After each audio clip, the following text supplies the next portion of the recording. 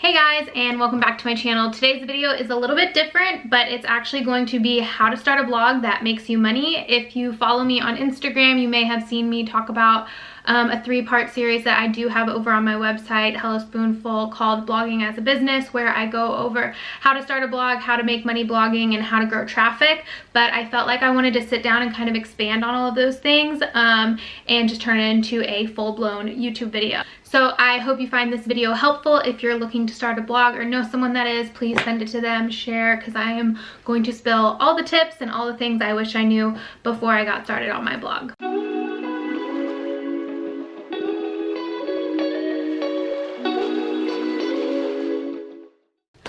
Tip number 1 is to pick a niche that you won't get sick of, obviously, but also I wanted to say pick a niche and stick with it. And I like to explain this as an upside down triangle method, as in if you're looking at a triangle and starting down here, before you expand into anything else, stick with that one first.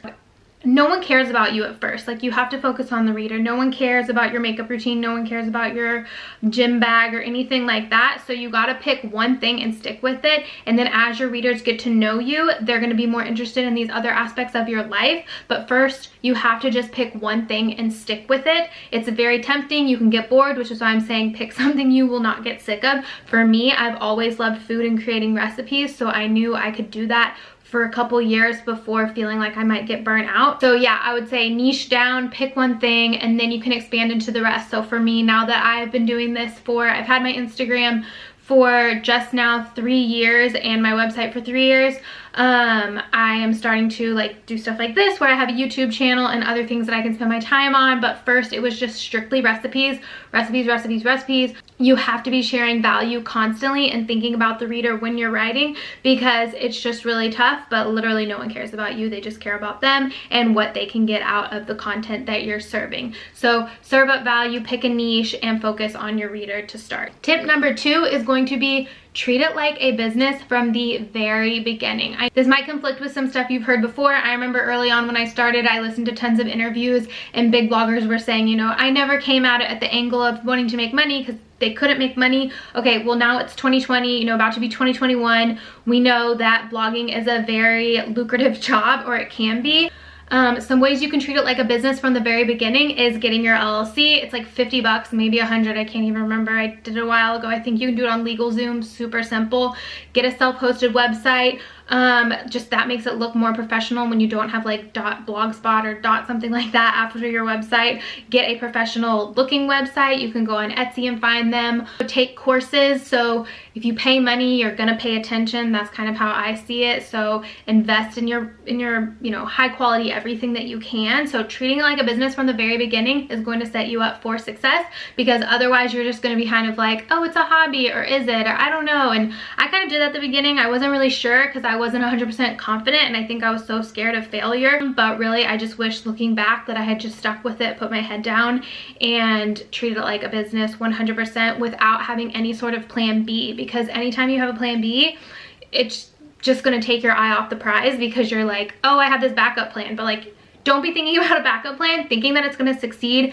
Take it seriously and treat it like a business from day one. So I mentioned in my tips before that on how to seem more legit is to get self-hosted, and that is really, really important. So that is a huge tip for getting started on a blog that is going to make you money, because you can't get onto different ad networks without being self-hosted. And again, what that means is you want to own your own website. So you can still do that through WordPress, but then you're going to sign up with a different host. So for me, I started off on SiteGround.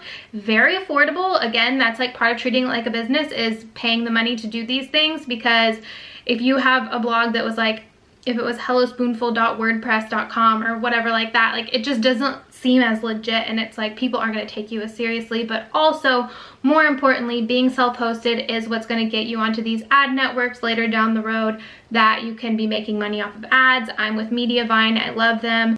Oh, and I did mention that I started with SiteGround. I'm not with them anymore. Just my traffic kind of outgrew that situation, and there were just some things that I wanted to change about it. I think it's great for getting beginning, but once you hit like 100,000 page views, you probably are going to want to go somewhere else, just because the way that it works is if too many people are on your site, like it can just crash at any time. That's just the way SiteGround works, because my CPU was always getting used up, and basically I just needed to get out of that situation, because anytime you would have a blog post that kind of went semi-viral, like your site could crash. So now I am with Lyrical, and I really love them. Their customer service is amazing, and anytime my site like were to have those spurts, because like you might have a pin that goes viral or get featured on like an online magazine or something and get like this huge heavy surge of traffic, this is built to withstand that. You might have to upgrade later if like that's going to be a consistent thing, but also like they're just never going to shut your site down, where SiteGround would do that. Another thing I talked about with making it legit is to get a legitimate looking website, and what I mean by that is just making it user friendly is so important.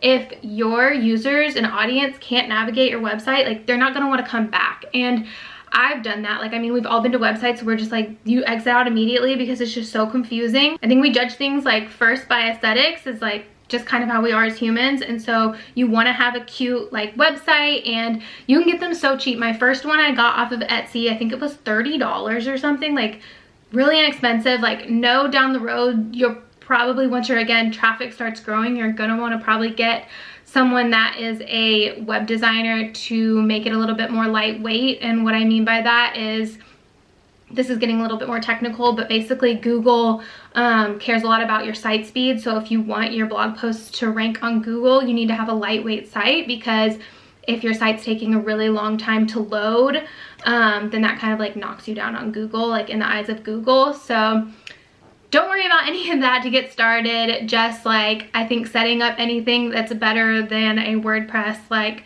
free theme, just because nothing about it is unique or original. And like I said before, like branding is really important, so you can kind of find what you want, make a little logo, insert it, all of that. And I think that is really important, especially when you start pitching brands to work with, or just when people come to your website, like you want to be memorable. So buying a really cheap theme off of Etsy, super simple, and yeah, they'll usually like set it up for you, so definitely recommend doing that. All right, my next big tip is to get on Pinterest.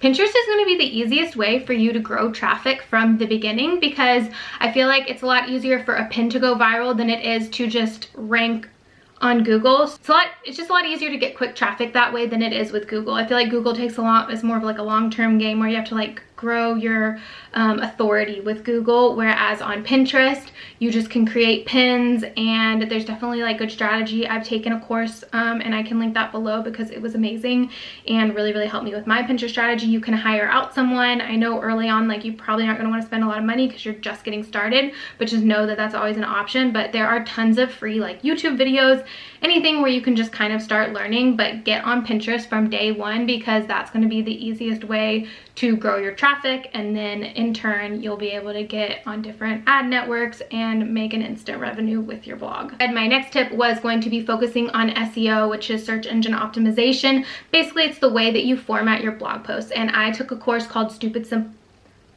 SEO. I think that's what it's called. I'll link it below again.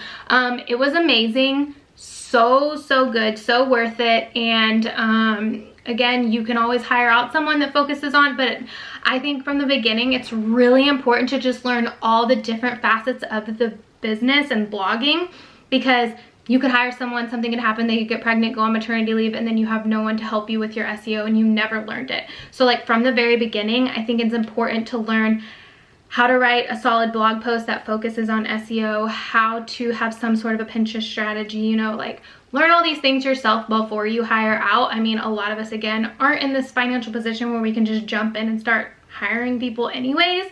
So I think it's important to be resourceful and learn on your own.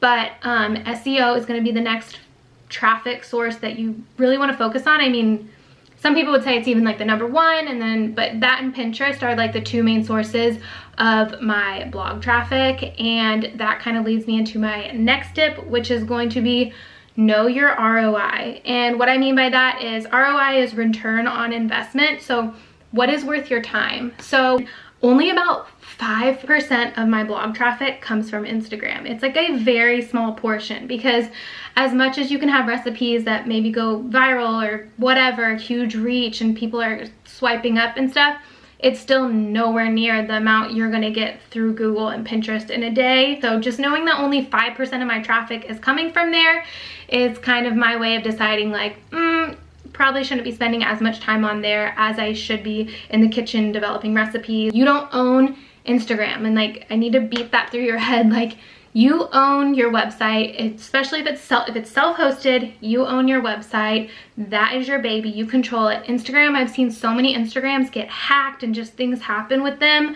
The algorithm is constantly changing. It's a huge headache, and I think it's very important for branding and for people to get to know you. But at the end of the day, for me personally, Instagram is not a huge part of my long-term goal. Right now, I do a lot of sponsorships. It's a big part of my income. But ultimately, I want to just be making enough passive income off of my own courses, my own ebooks, my products, my ads on my website, just ads off of YouTube now. But so Instagram sponsorships aren't really a huge part of my long-term strategy. My next tip, I'm not really sure which one we're on, but is to take courses. So again, you have to spend money to make money, and those that pay attention. These are two things that I've had to learn the hard way, but it's so true. When I watched a lot of free stuff on SEO, and I asked a lot of questions, I read about it, blah, blah, blah. But once I paid for that course,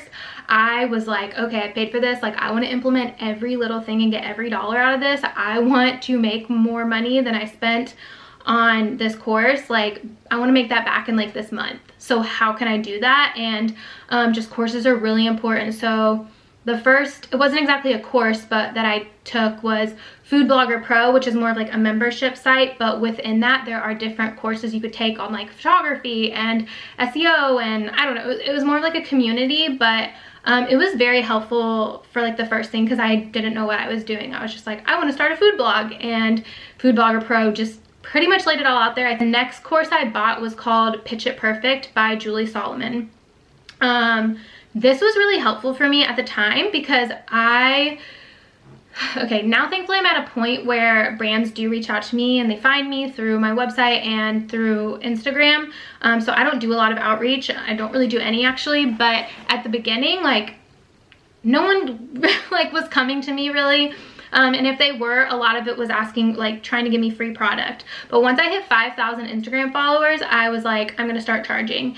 And so I took this course, learned all the like, it just helped a lot with like negotiation and learning how to pitch brands and work with brands, and like how to rewrite an email, or even like, I don't know, just like get what you wanted really out of it, instead of like, oh, we're gonna send you these like free pizzas. How to negotiate out of that into actually getting money. Now I think I've learned a lot more, and it just comes with experience as well, like, because I've worked with so many more brands than I was in the beginning. But I think that course was really, really helpful. So if you know nothing about pitching, like I had no idea, I definitely recommend it. The third course that I took was, I believe, Making Sense of Affiliate Marketing, which honestly, it was an okay course. I probably should go back and retake it to give like a better judge on it, but I just remember I kind of took it like after I'd already been doing this for a couple years, and I feel like I didn't learn that much. But if you're early on and know nothing about affiliate marketing, it's probably very helpful. Affiliate marketing's never been a huge part of my strategy, but I definitely want it to be a bigger part going into 2021. The next course was Stupid Simple SEO. Like I said, amazing, talked about it before, but highly recommend. I'll link it below. Awesome course. And then the most recent one I took was called Perfecting Pinterest, and it was like awesome. So I just took it, so I'm not really sure how the strategy is going to be working. So I'll let you know in like 3 months if it's actually working, because it's too hard to tell. Like, I've only been doing it for the past like 2 weeks. So those are all the courses I took. Definitely recommend. Like I said, I'll link them below, and you can kind of like explore and see if they're worth it to you. And if you've taken any or heard of any, like leave them in the comments below, because I love taking courses. I think they're great. I want to take one on YouTube, like growing YouTube and all of that, and growing my email list. I think it's super important to take courses, because it's basically just giving you all of their information, and like instead of you sitting around Googling for 2 weeks straight to try to figure something out, it's just all laid out, and they're usually very affordable. And then this isn't really a tip, but just kind of the different ways that you can make money to be thinking about is through ads. So like I said, I'm with Mediavine, which is why I have ads on my site. Yeah, sure they can probably be annoying to some people. I don't really care. It's how I make money, and I'm giving you free content. So that's something to keep in mind if you are someone that gets annoyed with people having ads on their site. Is like, you're on their website for free, getting free content, so how else are they gonna make money? So I love it. I love Mediavine. That's who I've been with. You do have to have, I think, 60,000 sessions, which is around like 100,000 page views to qualify to get on there. So that's one way you can make money. Another way is through sponsorships, which, like I said, I'm trying to kind of lean away from, but just because some brands can be like a little bit annoying to work with. And I started this business so that it was my own business, and I want to be an entrepreneur, and in that way I see it as, if you're doing a bunch of sponsorships, you're kind of like a freelancer and you're still working for the man, and I just don't want to work for the man. So I don't want to have people that I'm reporting to and sending things and getting edits on. Like, I just want to create content that I want, so I don't really want to work with brands and do sponsored posts, but definitely a huge way to make money once you have generated enough traffic and or grown your following on different social media platforms so that brands want to work with you. Another way is through affiliate marketing. So if you don't know what that is, it's basically if I share a product on my website and someone clicks that link and then goes and buys the product, I get a very small percentage, like pennies, but it eventually adds up. Another way to make money is through products, and that can be like ebooks, a physical product, like if you're selling something on Etsy or whatever, shirts, merch, I don't know, whatever you want. Also like courses, that could be seen as a product. So I know like some dietitians like to do certain courses and they'll just sell them, which is awesome because it's basically you're recording yourself and then the course is done, which was, I used to work with clients one-on-one and do nutrition coaching, and it just got kind of exhausting, which is why I wrote my ebook, because it was just a quicker way to like get the information out to the masses, and it just went over everything I went over with my clients. So I think products are a really good way because, again, you own that, and it's a way like you don't have to rely on the uncertainty of the Instagram algorithm or even like the Pinterest algorithm changing to bring you money through ads, but rather just selling a product. The next thing is I probably should have put this back up into treating your blog like a business from the beginning, which is don't be afraid to hire out. Like, if you have the money, like, invest in your business. I didn't do enough of that in the early stages. I was just worried. I saw how much was coming in and I was worried about what to put out, but like, you're gonna grow so much quicker if you just pass off the stuff that either you don't enjoy doing, you don't ever want to have to learn how to do, you just don't, like, say have someone make your pins or something, you're terrible at graphic design and they can do that, or you say you want to write an ebook, you hire out someone to do the design, or you can even try to find like a intern. I've reached out to different colleges to ask for like interns to help me with things, and then they can get class credit and they can help you. So I think hiring out is a huge way to grow your business from the very beginning. So I pretty much hire out anything that like I don't really want to do, but like I said before, I want to make sure I know how to do it. So I know how to do every aspect of like my website and keeping it function, but I just know the things that I enjoy less and that someone else would be better at doing anyway, so that my time can be spent elsewhere. But that is basically my tips on how to start a blog that's going to make you money. I hope they were helpful. If they were, give this video a thumbs up and hit subscribe so you never miss another video. And if you did enjoy this video, let me know if you want to see more like this, if you want me to go more in depth about something that I talked about. But good luck. It's not too saturated. I hate when people say that. You can start a blog with anything, and yeah, you got this. And if you're not already following me, go follow me over on Instagram, send me a DM, and I would love to talk to y'all. All right, bye.